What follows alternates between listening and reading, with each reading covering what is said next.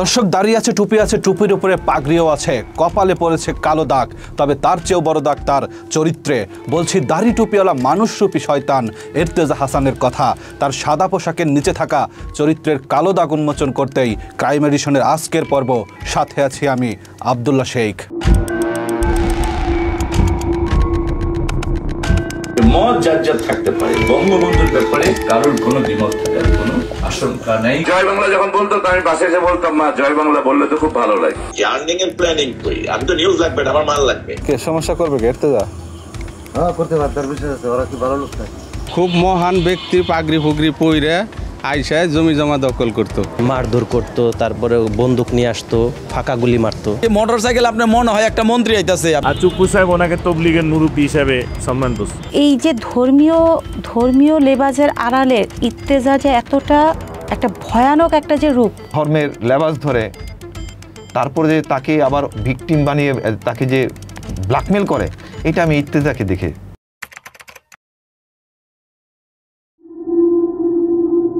ইরতেজা হাসান ভোরের পাতার কথিত সাংবাদিককে নিয়ে করা টিম ক্রাইম এডিশনের মাসব্যাপী অনুসন্ধানে যা উঠে এসেছে তা যদি এক কথায় প্রকাশ করতে চাই, তাহলে ইরতেজা হাসানের নাম হবে দাড়িওয়ালা শয়তান। মানুষরূপী এই শয়তানকে যারা জীবনে প্রথম দেখছেন, তাদের জন্য আজকের অনুসন্ধানে উঠে আসা তথ্য বিশ্বাস করা শুধু কঠিন না, অবিশ্বাস্য মনে হবে। সুন্নতি লেবাসে বিভিন্ন নারীদেরকে চাকরির ফাঁদে ফেলে সম্ভ্রম নষ্ট, মানুষের অর্থ আত্মসাৎ, জমি দখল, জুয়া খেলা থেকে শুরু করে সব অপরাধকে এক শৈল্পিক রূপ দিয়েছিলেন ইরতেজা হাসান।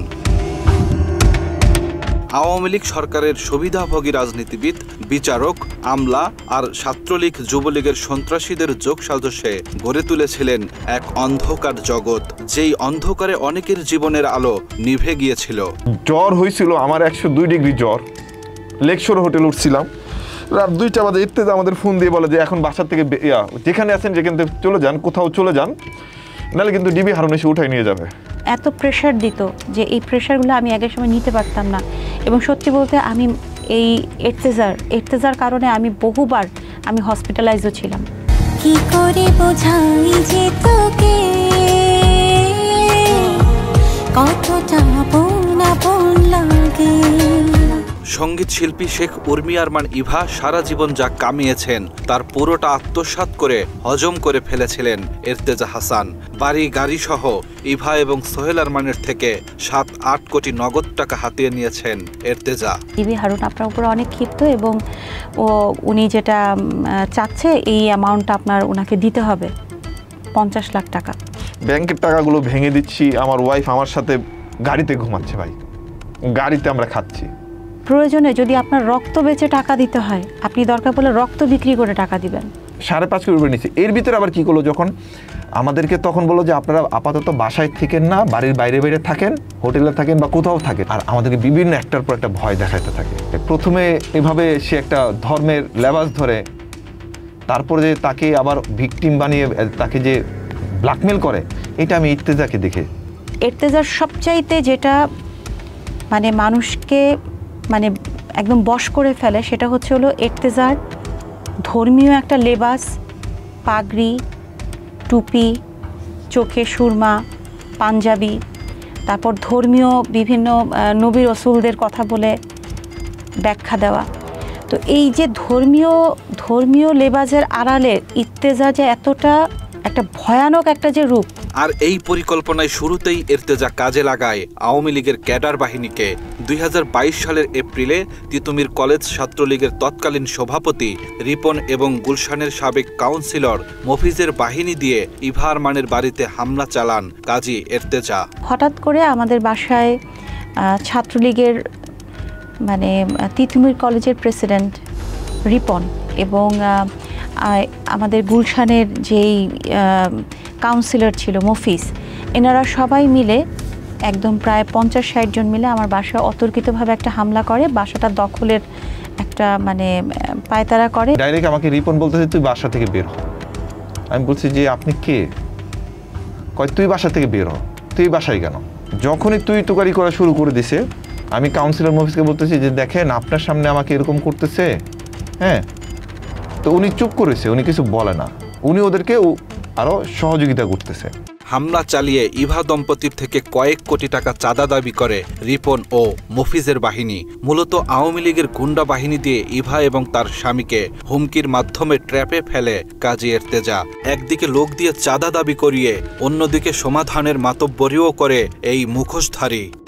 বলা হ্যাঁ আমি তোমাদের সহযোগিতা করব, কিন্তু ওরা তো একটা ডিমান্ড করছে, ওদেরকে 2 কোটি টাকা দিতে হবে, নাহলে তোমরা এই বাসায়ও থাকতে পারবা না, জীবিতও থাকতে পারবা না। এখন তোমরা কী করবা চিন্তা করো। তখন আমরা বলি যে আমাদের তো এত টাকা নাই, আমরা এত টাকা দিতে পারবো না। যেভাবে হোক আপনার টাকা কিছু টাকা আনেন, আপাতত কিছু টাকা দেন। আমি ওদেরকে বলি যে আপনাদেরকে এগুলো না করে। প্রথমে মনে হয় 40 কি 30 লাখ টাকা দিই। বলে এটা কী টাকা দিচ্ছে, এই টাকা ধরবে আপনার মনে হয়? আপনি চলে যান, টাকা নিয়ে চলে যান।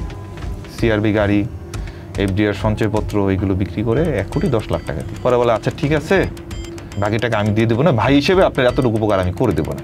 আমাদেরকে মোবাইলটা উঁচু করে দেখাচ্ছে, এই যে দেখেন রিপন ফোন দিচ্ছে, রিপন কিন্তু সমানে প্রেশার দিচ্ছে আমাকে। এক্ষেত্রে এর্তেজা দাবার ঘুঁটি হিসেবে কাজে লাগায় তার ছেলে জার্জিস আলমের প্রাইভেট শিক্ষক ফয়সাল আহমেদকে। এই ফয়সাল সম্পর্কে সোহেল আরমানের ভগ্নিপতি। তিনি এর্তেজার কথা মতো রিপনদের হাত থেকে বাঁচতে ইভা ও সোহেলকে এর্তেজার দ্বারস্থ হওয়ার পরামর্শ দেন। ভাই আগে থেকেই জানতো যে হচ্ছে আমি ওই ডক্টর কাজী ইর্তেজা হাসানের ছেলেকে পড়াই, বাসায় গিয়ে পড়াই। তো বলছিল যে উনি কি আমাদেরকে হেল্প করতে পারবে কি না। তো আমি তখন তাকে বলি যে আমাদের এই একটা সমস্যা, এই ব্যাপারে একটা সমস্যা হয়েছে, বাসায় এরকম ছাত্রলীগের অতর্কিত হামলা এবং তারা বাড়িটা দখল করতেছে, আপনি আমাদেরকে কোনো সহযোগিতা করতে পারবেন কি না। পরে আবার আমাদেরকে অফিসে ডাকে। তো অফিসে যাওয়ার পরে পরের বার বলে আমার 1 কোটি টাকা খরচ হয়ে গেছে। তো এইভাবে 2টা জামিন নেওয়ার পরে তারপরে ছাত্রলীগের হামলা, তারপরে এখানে যে আওয়ামী লীগের শামীম ওসমান, ডিবি হারুন, এসব পারপাস মিলে প্রায় 5 কোটি প্লাস টাকা আপুর থেকে, না এক্সাক্ট হিসাবটা আসলে আপুর কাছে লেখা আছে আর কি। চাঁদার টাকা পেয়ে আরও লোভে পড়ে যায় কাজী এর্তেজা। তার বিচারক শ্বশুরকে কাজে লাগিয়ে নারী ও মানব পাচারের মিথ্যা মামলায় ফাঁসিয়ে ইভা আরমান এবং তার স্বামীর থেকে কয়েক কোটি টাকা হাতিয়ে নেয়। আমার বাকি টাকাগুলো কবে দিবেন? আমি বললাম যে কিসের বাকি টাকা ভাইয়া? বলে যে আপনার জামিনের এক একটা জামিন তো 1 কোটি টাকা করে। আমরা তখন আকাশ থেকে পড়ি, আপনি কি বলেন 1 কোটি টাকা করে জামিন, এটা কি ধরনের কথা? বলে কি আপনার কি মনে হয় যে আপনি এই যে 20,000 25,000 50,000 টাকা করে নিয়ে গেছেন, আপনি এই উকিলকে যে টাকা দিলেন এই টাকাতে আপনার জামিন হয়ে গেছে? আমাদেরকে এমন একটা প্রেশারের মধ্যে দেওয়া হলো যে বিষয়টা এরকম যে উনি আমাদের টাকাটা পে করে দিয়েছে এবং এই টাকাটা উনি দিয়েছে হলো আওয়ামী লীগের বড় বড় নেতাকর্মী যারা আছেন তাদেরকে। আমার না হলে আমার এই জামিন এগুলো হতো না।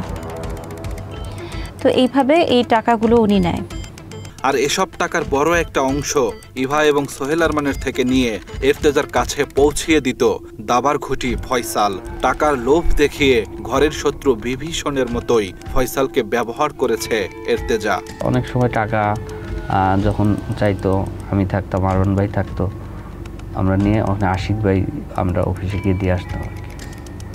তারপর একবার ব্যাংকের একটা লেনদেন, বড় লেনদেন 70 লাখ, সেটা হচ্ছে ব্যাংকের চেক, ওখানে সোহেল ভাইও ছিল অ্যাকাউন্টস, আশিক ভাই, সোহেল ভাই, সেখানে আরমান ভাই আমিও ছিলাম।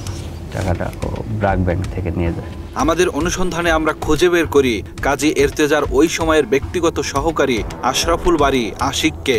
এর্তেজা কিভাবে ধান্দা করে টাকা হাতিয়ে নিত ইভা এবং সোহেল আরমানের থেকে, আশিক সেসব স্বীকার করেন ক্রাইম এডিশনের কাছে। বিভিন্ন সময় বিভিন্ন লোকজন ভয়ভীতি দেখাইছে, এই পার্ট বাই পার্ট সিচুয়েশনগুলো আসছে, তখন হচ্ছে এইগুলা সময় হতো উনি টাকাগুলা নিছে আর কি ওনাদের কাছ থেকে বিভিন্ন সময়। অনেস্টলি বলতে গেলে যে ম্যাক্সিমাম টাকাগুলাই আর কি ইভা রহমানরা ইর্তেজা সাহেবের সাথে যখন কথাবার্তা হইতো, সব কিছু হইতো, তখন ইর্তেজা সাহেব আমাকে বলতো যে, রাতে বলতো যে কালকে সকালে এখানে ইভা রহমানদের এখানে যাবা, টাকা দিবে, বা আরমানকে ফোন করবা, টাকা দিবে, বা ওনাদের কাছে এই টাকাটা কালেকশন করবো, বা টাকার জন্য ফোন করো।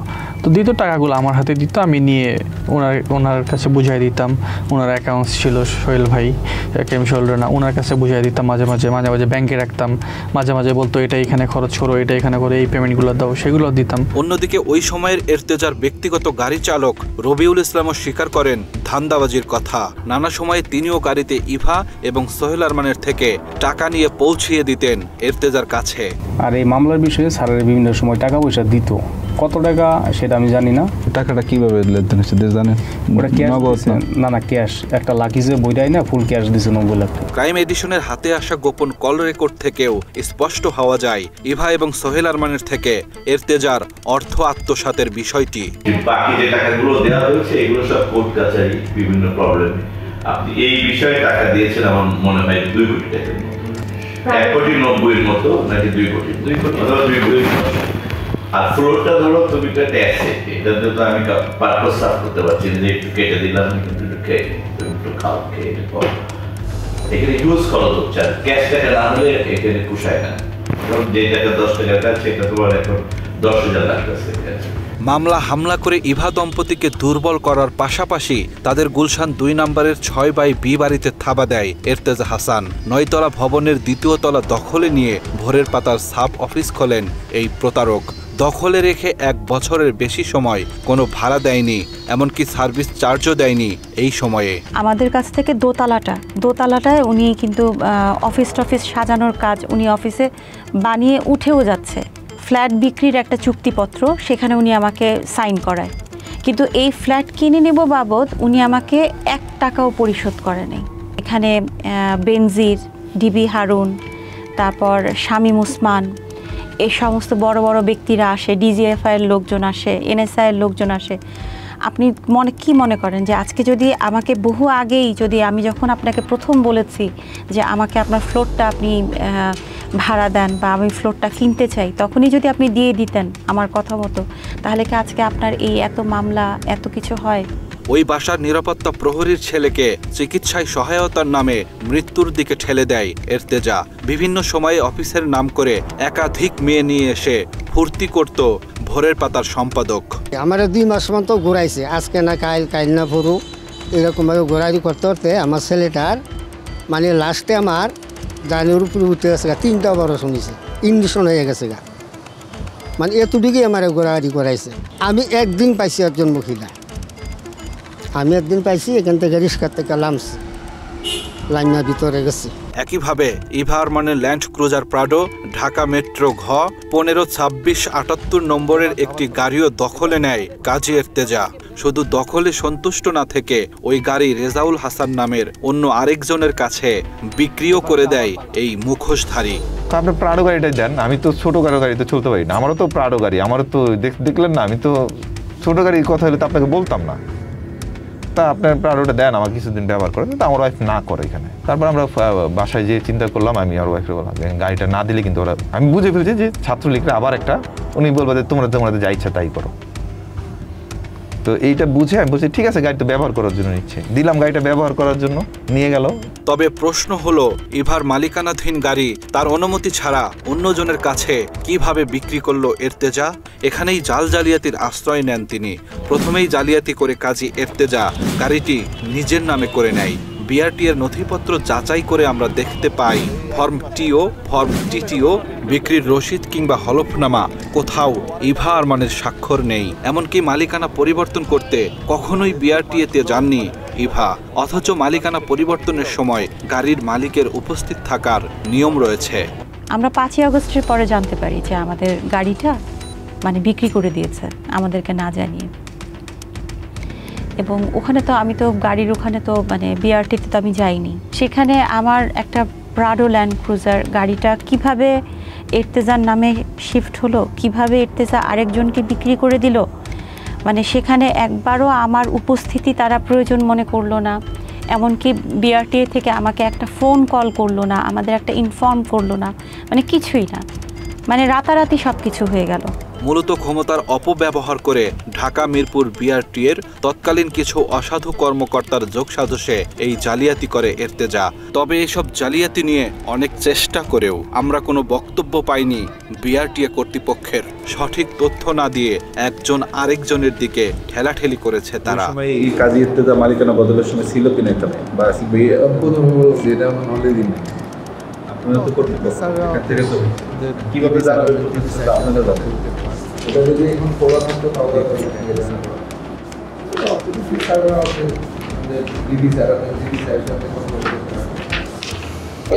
এটা একটু দেখেন তো যে কি সে কুর্মি যে ইভা রহমান মনে হয় উনি নাকি আসে নাই না আসে মালিকানা করে দিয়েছেন আপনারা। আপনি ফাইনাল দেখে আমাদের এটা ইয়া করা আছে, এটা জুয়েলের কাছে দেওয়া আছে মালিকানা করে নিয়ে আপনি একটু যান, আমি একটু মিটিং এ যাব। মালিকানা করছে নাকি মালিকানা করছে, মালিকানা করে না খবর রায় দেন না, মামলা চলমান আছে না এটা। আচ্ছা মাইকে বলবে, মাইকে বলবে না, মাইকে প্রিয় দর্শক, এবার চলুন এর্তেজা হাসানের ক্ষমতার দাপট দেখতে কিছুক্ষণের জন্য সাভার থেকে ঘুরে আসি।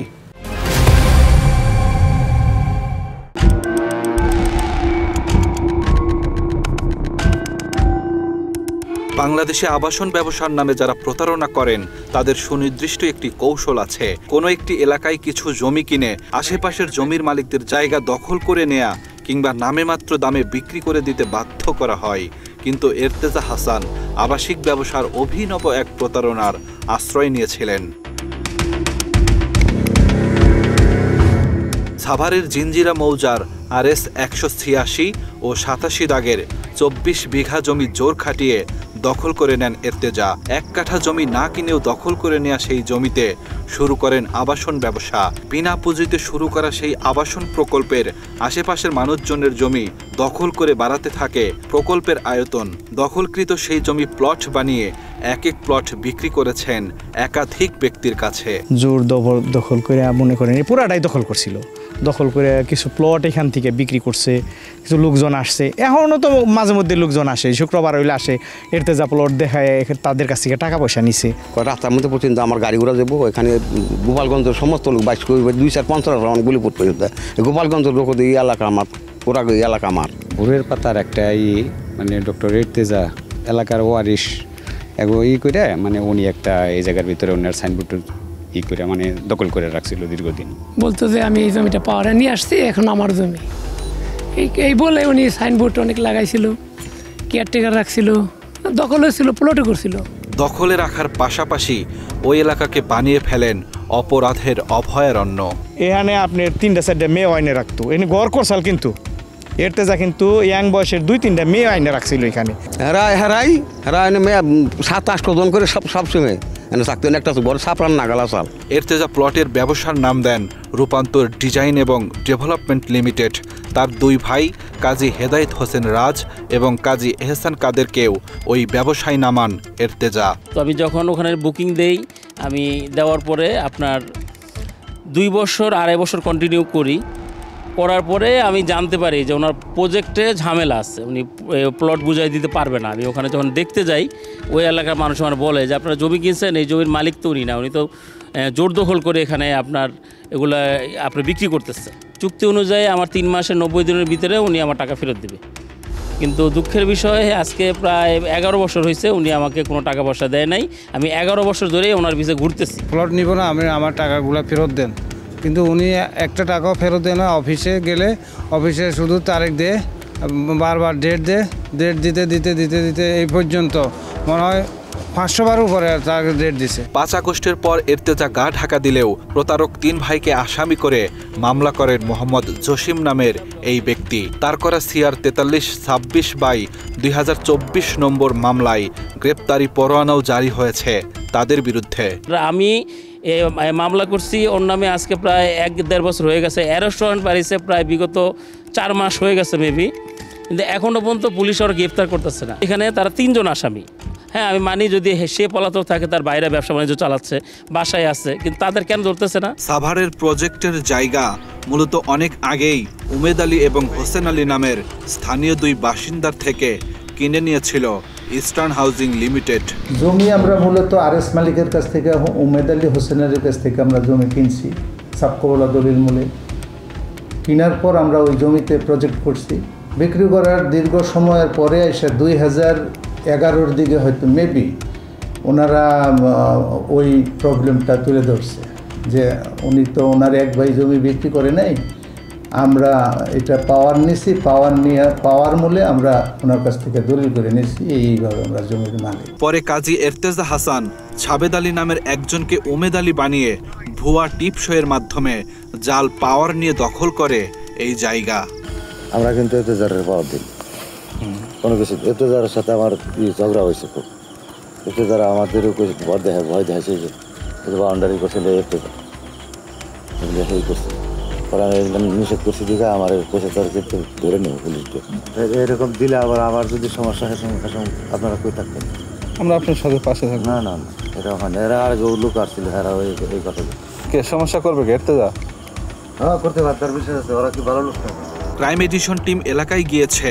এমন খবর ছড়িয়ে পড়তেই ভিড় জমতে থাকে প্রতারণার শিকার মানুষের। রূপান্তর প্রজেক্টের বাইরেও জিঞ্জিরার একাধিক মানুষের থেকে জোরপূর্বক জমি দখল করেছে কাজী এরতেজা। খুব মহান ব্যক্তি পাগড়ি ফুগড়ি পইরে আইসায় জমি জমা দখল করত। ওদের শুধু কর্ম হয়েছিল জমি দখল করা। এই জায়গাটা হলো আমার মামা গো। এই জায়গাটা আমার মামার এবং আমার পরে কাজী এরতেজা হাসান যেমন এই যে জমিটা দখল করে, আইসা দখলের করে জোর করে সাইনবোর্ড দেয়। শেখ হাসিনা ক্ষমতা থাকাকালীন উনি যা যা করার দরকার তাই করছে, মানে কোনোটা বাকি রাখে নাই। এই জায়গাটার উপরে দখল করার চেষ্টা করলো, পায়তারা করলো অনেক পুলিশ দিয়ে। এই জায়গা এই জন্য আমি দাঁড়িয়ে রয়েছি বর্তমান এই জায়গাটাই। এসব জমি দখল করতে অস্ত্র শস্ত্র নিয়ে সিনেমা স্টাইলে এলাকার মানুষদের ভয় ভীতি দেখাতো এরতেজা। অনেককে ফাঁসিয়েছে মিথ্যা মামলায়। এরতেজা সাহেব উনি এসে অনেক ই করতো, দোকান পাঠায় না, মাঝে মাঝে তালা মাইরা দিত, মারধর করতো, তারপরে বন্দুক নিয়ে আসতো, ফাঁকা গুলি মারতো। অনেক অস্ত্র নিয়ে আসতো অনেক, এবং কি মোটর সাইকেল আপনার মনে হয় একটা মন্ত্রী আইতাছে, কমপক্ষে 200 মোটর সাইকেল ওনারে মহড়া দিয়ে দিয়ে গার্ড দিয়ে নিয়ে আসতো। মনে হইতো যে হয়তো কোনো উপদেষ্টা নাইলে কোনো মন্ত্রী।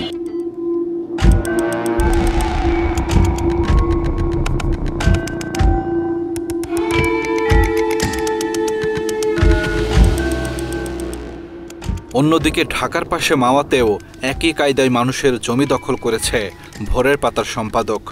লোভ দেখিয়ে জমি কিনে টাকা দেয়নি জমির মালিকদের, তবে এখনও তার ভয়ে মুখ খুলতে সাহস পায় না ভুক্তভোগীরা। টাকা পয়সা মনে করেন 5-6 বছর তো দেয় না। না বুঝলেন, মানে ঘটনা হলো কোনটা ওইটা দাদা শুনেন দেখি হয়তো ওরে পামু ও তো আমার খালি কইতাছে দেখা দি মোদি তো খবরই নাই, টেলিফোনে ধরে না। আপনাদের কথা বক্তব্য লাগবে তো ভাই, আপনাদের সাথে কথা বলা দরকার। আচ্ছা দাদা আমাদের কথা লাগবে তো, আমি ঘটনা হলো দেখি আমরা কি করতে পারি। বিক্রি করছিলাম 12-17 এই নেমেতে আপনার টাকা পাওনা ছিল 16 লক্ষ টাকা পাওনা। সাভারের মতো মাওয়াতেও দখলকৃত জায়গায় নারীর আসর বসাতো এরতেজা। এমনি সন্ধ্যাবেলা ওই যে হ্যাঁ চাকরি করতো, হ্যাঁ গার্লফ্রেন্ড হইতে পারে, কি ভাই হইতে পারে, বোঝেন? একটা ছেলে মানুষ নিরাপত্তা একা থাকলে যেমন ই করে, কথাবার্তা বলে না, গার্লফ্রেন্ড নিয়ে আসি করে, বউ নিয়ে হোক যে আমরা এটা জানি না। মেয়ে আনলেই মনে করতাম এই জ্বালা, বউ আনুক আর গার্লফ্রেন্ড যেখানে মেয়ে লিয়ে থাকে। প্রিয় দর্শক, 5 আগস্টের পর একে একে বেরিয়ে আসতে শুরু করেছে এরতেজার কুকীর্তির ফিরিস্তি। আওয়ামী লীগ সরকারের ক্ষমতাকে কাজে লাগিয়ে এরতেজা হাসান হয়ে উঠেছিলেন আন্ডারওয়ার্ল্ড মাফিয়া।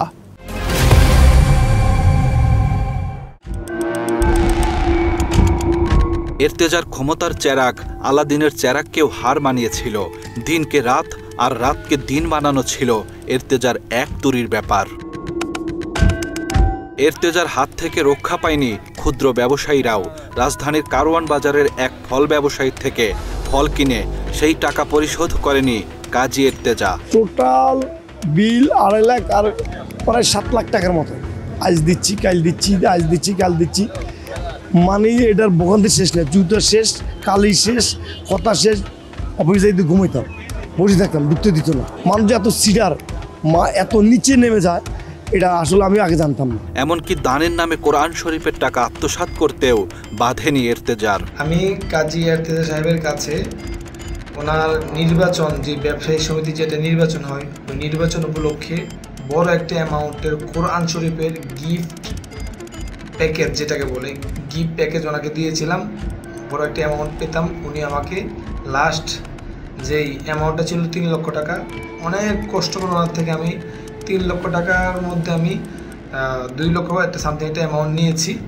আর বাকি 75,000 টাকার একটা চেক উনি আমাকে দিয়েছে, চেক। হ্যাঁ, এই চেকটা তারপর উনি আর আমাদের সাথে কোনো কন্ট্যাক্ট করেনি। একইভাবে একটি হত্যা মামলাকেও দিয়েছেন ধামাচাপা। এর্তেজার অন্ধকার জগতে এই যাত্রায় জড়িয়ে পড়েছে তার ছেলে কাজী জার্জিস। তিনি ঢাকা মহানগর দক্ষিণ ছাত্রলীগের উপ আইন বিষয়ক সম্পাদক। 2024 সালের শুরুর দিকে ঢাকার 300 ফিট রাস্তার বালু ব্রিজ এলাকায় গাড়ি দুর্ঘটনা ঘটায় জার্জিস। জানা গেছে, মদ্যপ অবস্থায় গাড়ি চালানোর সময় ওই দুর্ঘটনা ঘটায় এর্তেজার ছেলে। নেশাগ্রস্ত থাকায় রাস্তা থেকে পুকুরে নামিয়ে দেন গাড়ি। এ সময় জার্জিসের কিছু না হলেও মারা যান গাড়িতে থাকা তার বন্ধু সাদরাজ হোসেন। পরে ওই ঘটনায় খিলক্ষেত থানায় অপমৃত্যুর অভিযোগে মামলা করেন নিহত সাদরাজের বোন সাইলা হোসেন। 2024 সালের 24শে মার্চ করা ওই মামলার নম্বর 5। মামলার 1.5 মাসের মধ্যেই চূড়ান্ত প্রতিবেদন দাখিল করেন তদন্তকারী কর্মকর্তা বোরহানুদ্দিন। ওই প্রতিবেদনে দুর্ঘটনার শিকার গাড়ির কোনো বিস্তারিত তথ্য দেওয়া হয়নি। এমনকি গাড়িতে থাকা জার্জিস এবং সাদরাজের ড্রাইভিং লাইসেন্স আছে কিনা সেটিও উল্লেখ করা হয়নি। খোঁজ নিয়ে আমরা জানতে পারি এর্তেজার ছেলে জার্জিসের নামে কোনো ড্রাইভিং লাইসেন্স নেই, অথচ তিনি গাড়ি ছাড়া চলাচল করত না কখনোই। মামলার জবানবন্দিতে জার্জিস দাবি করে দুর্ঘটনার সময় গাড়ি চালাচ্ছিলেন সাদরাজ। তবে আমরা সাদরাজের পরিবারের সাথে যোগাযোগ করলে তারা জানায় সাদরাজ গাড়ি চালাতে পারতেন না। উনি কি এমনিতে গাড়ি চালাইতো আপনি জানেন? না না, সে গাড়ি চালাতে পারতো না, এগুলো ভুয়া কথা। ও আমার ছোট ভাইয়ের মতো, আমি জানি না গাড়ি চালাতে পারে না। এক্ষেত্রে গাড়ির স্টিয়ারিংয়ে হাতের ছাপের পরীক্ষা করার প্রয়োজন হলেও তার ব্যবস্থা করেননি তদন্তকারী কর্মকর্তা বোরহানুদ্দিন।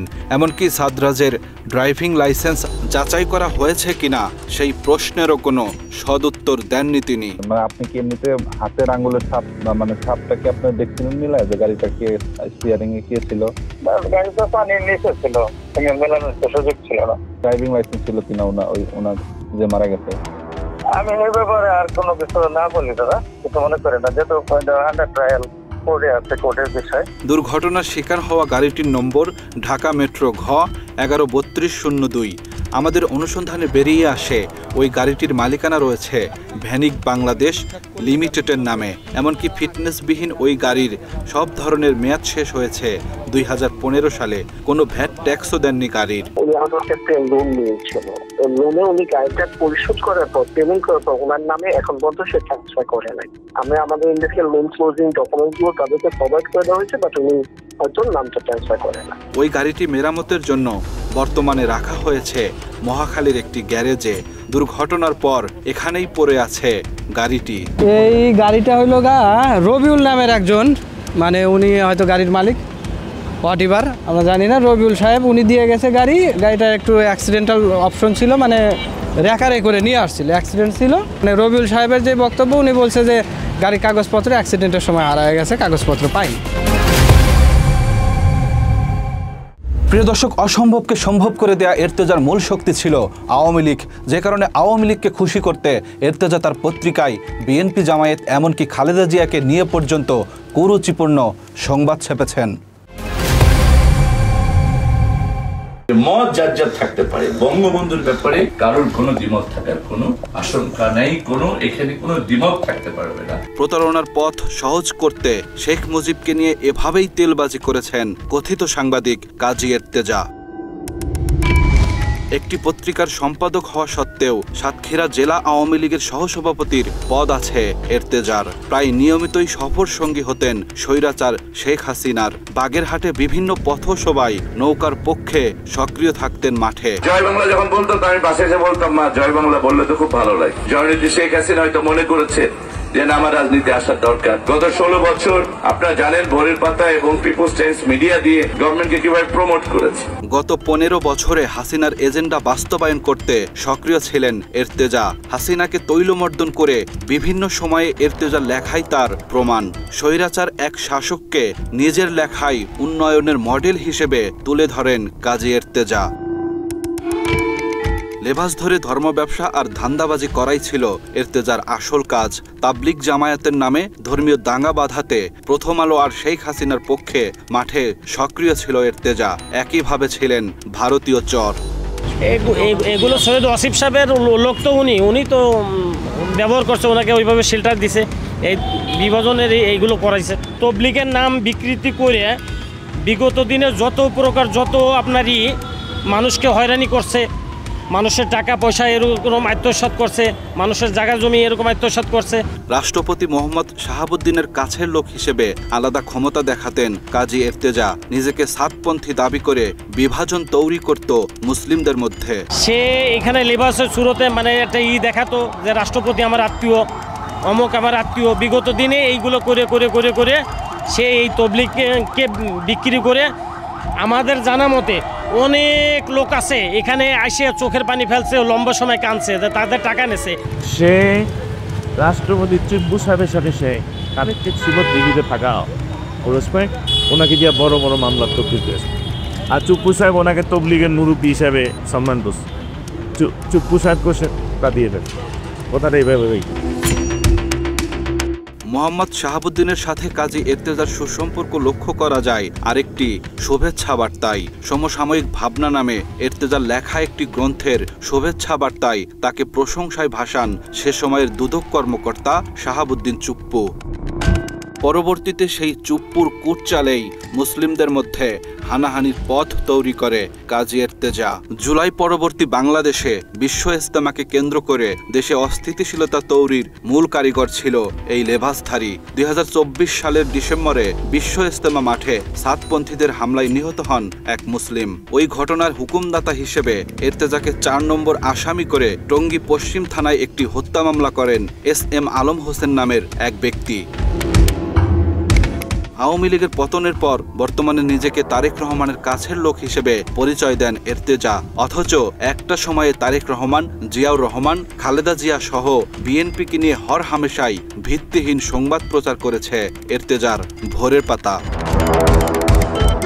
তেমনি কয়েকটি প্রতিবেদনের শিরোনাম ছিল এরকম: আল জাজিরার প্রতিবেদনে অর্থ যোগান দিয়েছে তারেক রহমান, তারেক রহমানের নিয়মিত নারী মাদকের সরবরাহকারী সামি মাফিয়া দাউদ তারেকের 5 লাখ কোটি টাকার নতুন ব্যবসার পরিকল্পনা, কিভাবে প্রভাব খাটিয়ে সব সরকারি কাজে কমিশন নিত তারেক জিয়া।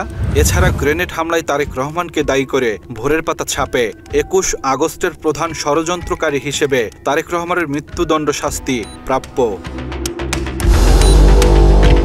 একইভাবে জিয়াউর রহমান, খালেদা জিয়া এবং বিএনপিকে নিয়েও একের পর এক মিথ্যা সংবাদ প্রচার করেছে ভোরের পাতা। ওই সময়ে ভোরের পাতায় লেখা হয় বাংলাদেশকে মিনি পাকিস্তান বানাতে চেয়েছিল জিয়াউর রহমান এবং খালেদা জিয়া। কোনো প্রমাণ ছাড়াই এমন ট্যাগ দিয়ে দেয় ভোরের পাতা। সেই সাথে বিএনপির রাজনীতি প্রসঙ্গে ভোরের পাতায় প্রতিবেদন করা হয় দলটি নাকি গুজব এবং অপপ্রচার সৃষ্টি করে। এমনকি খালেদা জিয়ার ব্যক্তিগত জীবন নিয়েও মিথ্যা কুরুচিপূর্ণ সংবাদ ছাপাতে দ্বিতীয়বার ভাবেনি পত্রিকাটি। এনটিভির মালিক মোসাদ্দেক হোসেন ফালুর সাথে জড়িয়ে খালেদা জিয়াকে নিয়ে আপত্তিকর সংবাদ ছাপে এর্তেজার ভোরের পাতা। প্রিয় দর্শক, খবরের কাগজের আড়ালে এর্তেজা হাসানের ভোরের পাতা পত্রিকা অফিস হয়ে উঠেছিল এক অপরাধ জগৎ। এখানে বসেই নারী জুয়া সহ নানা অপরাধ করা হতো।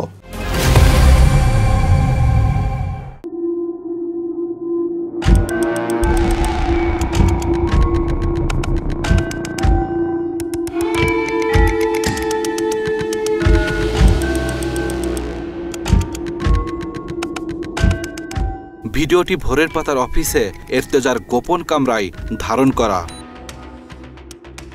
ঘরে বউ থাকলেও এভাবেই অন্য নারীর সাথে ফুর্তি করে বেরিয়েছেন কাজী এর্তেজা।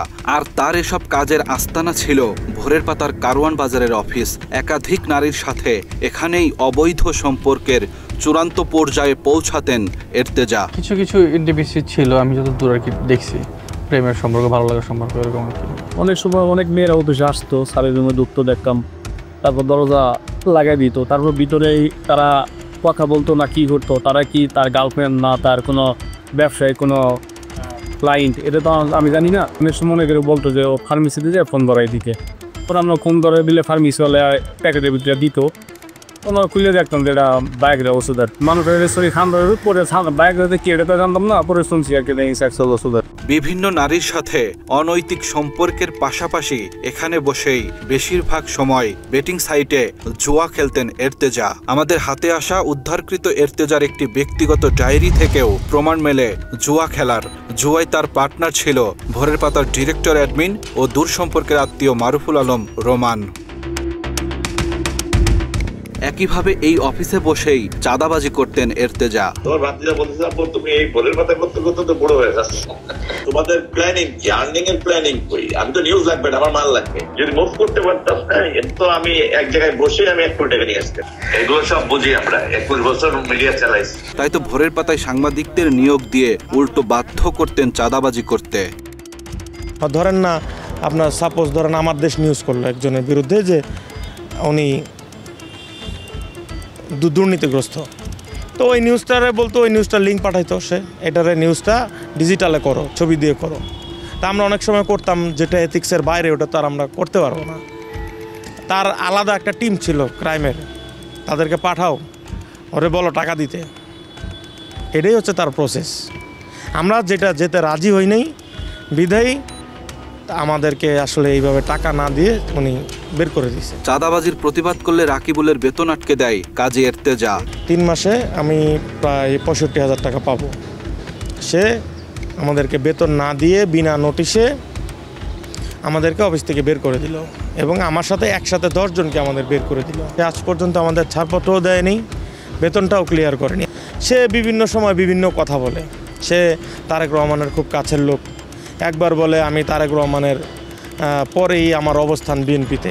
রাকিবুল ছাড়াও ভোরের পাতার আরো অসংখ্য কর্মীর টাকা আত্মসাৎ করেছে লম্পট এর্তেজা। পাওনা টাকা চাইলেই অস্ত্র দেখিয়ে ভয় দেখানো হতো তাদের। আমরা কেউ 1 মাসের বেতন, কেউ 1.5 মাসের বেতন, কেউ 2 মাসের বেতন, কেউ 5 থেকে 6 মাসের বেতন, সর্বমোট হিসেব করতে গেলে 6 লক্ষ টাকার উপরে হবে টাকার অঙ্কটা আমরা সবাই পাবো। ছাড়পত্র এবং কোনো ধরনের নোটিশ ছাড়াই চাকরিচ্যুত করা হয় কয়েকজন কর্মীকে। এমন সময় আসে দুপুরে নাকে দেখতাম, তারপরে আমার ডিউটি ছিল আসছে 8টা থেকে বিকেল 6টা পর্যন্ত, সেখানে আমার ডিউটি করতে এসেছে 12টা পর্যন্ত। 2 মাসের স্যালারি এখন পর্যন্ত আজ পর্যন্ত আমার প্রতিদিন এরকম আছে কোয়ান্টিটি, সে একটার পর একটা ডেট দিতে থাকে রোমান।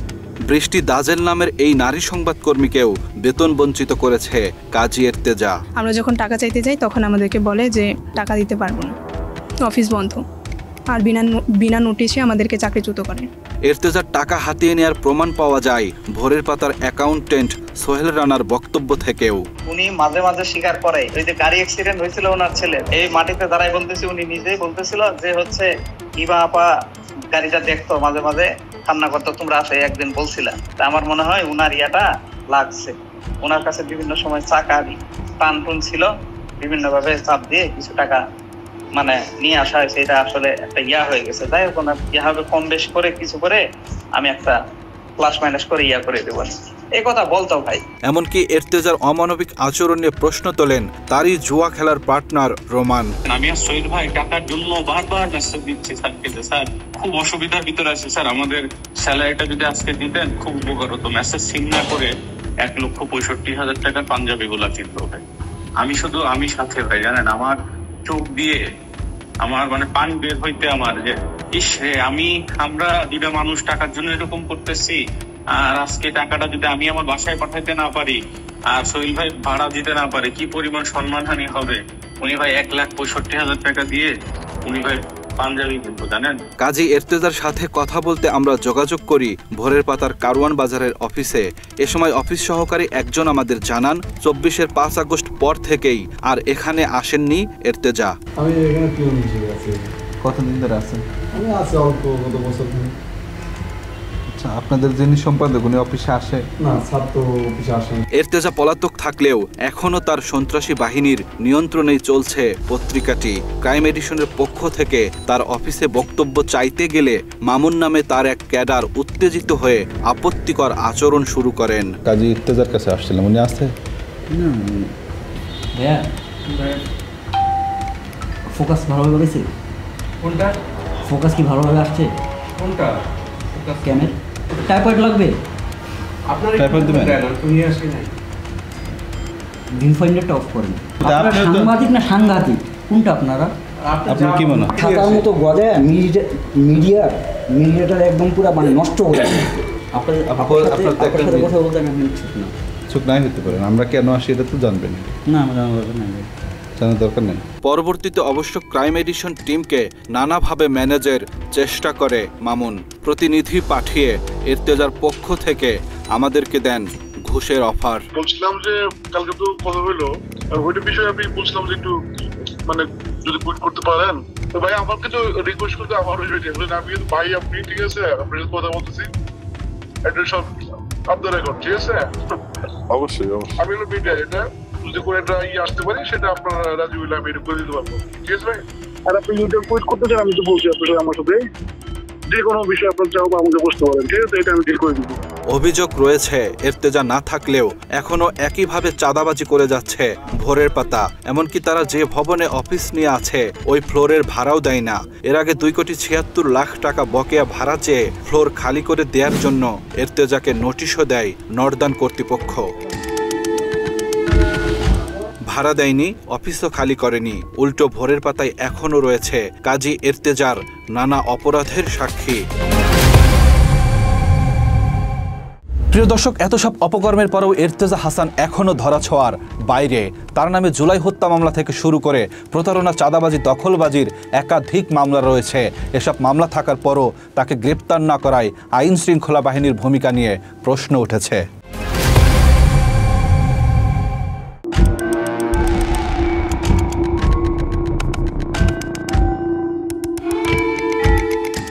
ইর্তেজার খোঁজে আমরা যোগাযোগ করি গুলশান 2-এর তার দ্বিতীয় স্ত্রী শেলির বাসায়। ওই বাসায় দারোয়ানকে সাথে নিয়ে শেলির ফ্লোরে ইর্তেজার খোঁজ করলেও দরজা খোলেনি কেউ। আমার সাথে কথা বলবে, আন্তর্জাতিক কথা বলবে, চিনেন না জানেন না কি কথা বলবেন বলেন তো? আপনার নিচের থেকে শুনেন নেই, ইনফরমেশন শুনেন নেই, কি কথা বলবেন বলেন? সেটা আপনি সামনাসামনি বলুন। কেন আমার সামনাসামনি কথা বলবেন? আপনাকে আমি আমার সামনাসামনি কথা বলতে দিব আপনাকে? সেটা তো আপনার ইচ্ছা। ডিস্টার্ব করেন, আমি কিন্তু 999-এ ফোন করতে বাধ্য হব। পরে দারোয়ান আমাদের জানান ইর্তেজা ওই বাসায় যাতায়াত করতেন প্রায়ই। এই যে ভোরের পাতার সম্পাদক, উনি এখানে কতদিন পর আসতো? আমি দেখি না, লাস্ট অনেক দিন ধরে দেখিনি, এর আগে আসতো। একইভাবে ইর্তেজার ছোট ভাই কাজী এহসান কাদিরের বাসায় যাই আমরা। উত্তর ভাসানটেকের ওই বাসায় এহসান কাদির থাকলেও আমাদের প্রবেশ করতে দেয়নি দারোয়ান। প্লট জালিয়াতি মামলায় গ্রেপ্তারি পরোয়ানা রয়েছে এহসান কাদিরের নামে। ইর্তেজার বড় ভাই কাজী হেদায়েত হোসেনের সিদ্ধিরশরীর বাসায় গেলেও দরজা খোলেনি কেউ। স্থানীয়রা নিশ্চিত করে হেদায়েত বাসায় থাকলেও ইর্তেজাকে 5 আগস্ট পর ওই বাসায় দেখেনি কেউ। প্লট জালিয়াতি মামলায় হেদায়েতের নামেও রয়েছে গ্রেপ্তারি পরোয়ানা। এখানে থাকতো, এখন তো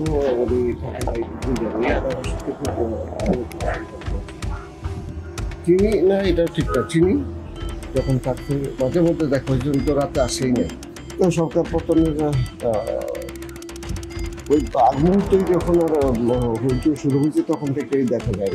অসংখ্য মামলার আসামি ইর্তেজাকে 2022 সালে জমি জালিয়াতির মামলায় গ্রেপ্তার করে পিবিআই। খিলক্ষেত থানায় ইর্তেজাকে অন্যতম আসামি করে মামলাটি করেন আসিয়ান গ্রুপের চেয়ারম্যানের ভাই সাইফুল ইসলাম ভুইয়া। নর্দার্ন ইউনিভার্সিটি কর্তৃপক্ষ ওনার বিরুদ্ধে মামলা করছিল। তার বিরুদ্ধে একটা ওই যে জমির জালিয়াতির মামলা করছিল, মানে জমিটা তারা জালিয়াতি করে দলিল করছে। মামলায় চার্জশিট হয়েছে, চার্জশিট যেটাকে বলি আমরা, মানে আদালতে এটা প্রেরণ করা হয়েছে। এসব ছাড়াও জুলাই হত্যার একাধিক মামলা রয়েছে কাজী এর্তেজার বিরুদ্ধে। এর মধ্যে রাজধানীর ভাটারা থানার 2টি মামলার নম্বর 3 এবং 23। একই সাথে জুলাই হত্যার সিআর 515/2024 এবং 381/25 নম্বরের 2টি মামলাও রয়েছে এর্তেজার বিরুদ্ধে। এছাড়া এর্তেজার নামে ইভা আরমানের করা প্রাডো গাড়ি জালিয়াতির মামলা রয়েছে গুলশান থানায়। ওই থানার মামলার নম্বর 4, তারিখ 5 অক্টোবর 2024।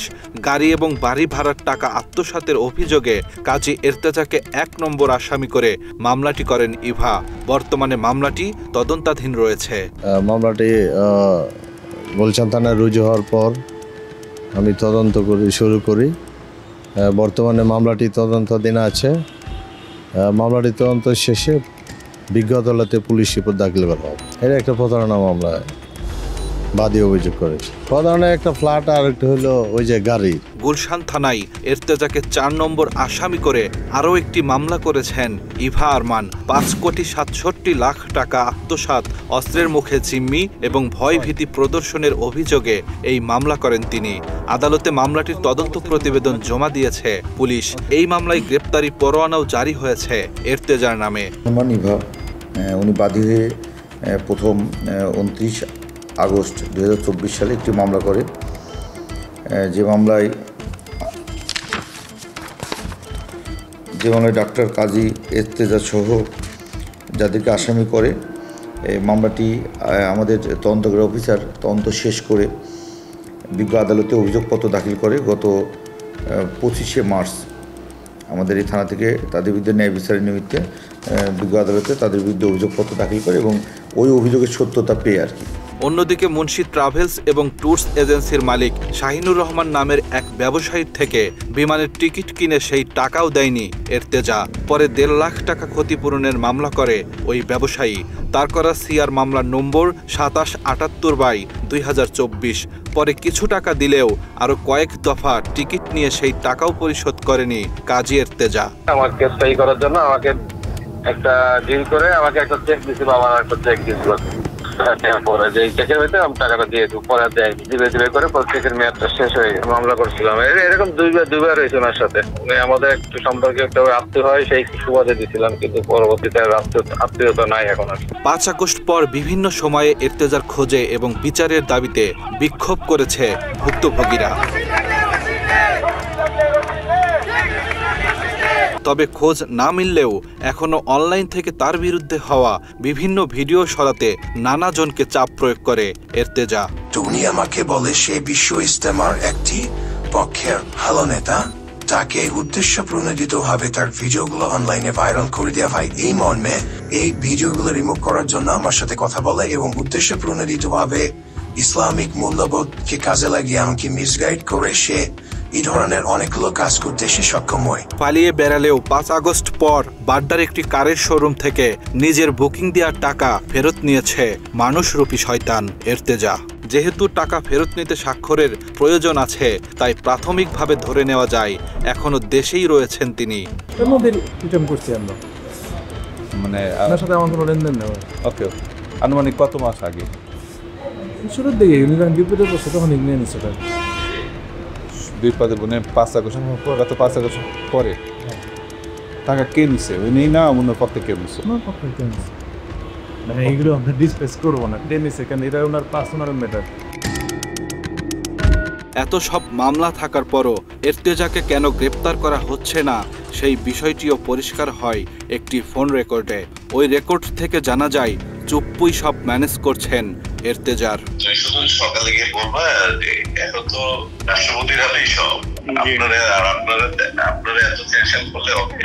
এখন তো স্যারের সবচেয়ে পাওয়ার বেশি, আমাদের চেয়ারম্যান স্যার প্রাইম মিনিস্টারের ক্ষমতায় চলে, উনি তো রাষ্ট্রপতির ক্ষমতায় চলে। নির্বাহী আদেশ মানে বলি এক্সিকিউটিভ অর্ডার, যেমন খালেদা জিয়াকে মুক্তি দিল আসছে, কার আদেশ কে গেছে, এটা বুঝতেছে না কেন জিনিসটা। প্রিয় দর্শক, ইর্তেজা হাসানদের মতো সাংবাদিকদের কারণেই গেল 15 বছর আমাদের ঘাড়ে চেপে বসেছিল হাসিনা নামের জগদ্দল পাথর। সাংবাদিকতার নামে অপসাংবাদিকতার কারণেই বৈধতা পেয়েছিল হাসিনার গুম খুনের রাজত্ব, যাদের কারণে হাসিনা, ইলিয়াস আলী, আবরার, কাদের মোল্লা, নিজামী সহ পিলখানা হত্যা, হেফাজতের হত্যাকাণ্ড, জুলাই হত্যাযজ্ঞ করতে উদ্বুদ্ধ হয়েছিল। তাদের সবাইকে দ্রুত আইনের আওতায় আনতে হবে। খুনির সহযোগীদের ক্ষেত্রে সরকারের নির্লিপ্ততা শহীদদের সাথে প্রতারণার শামিল। এবার যাবার পালা, দেখা হবে আবার। যেখানেই অন্যায় অনিয়ম সেখানেই ঢাল হয়ে দাঁড়াবে টিম ক্রাইম এডিশন। বিচারের সব দরজা বন্ধ হয়ে গেলেও খোলা থাকবে আমাদের দুয়ার। আমাদেরকে জানান, আমরা বলবো আপনার কথা ঠিক আপনার মতো করে। আল্লাহ হাফেজ।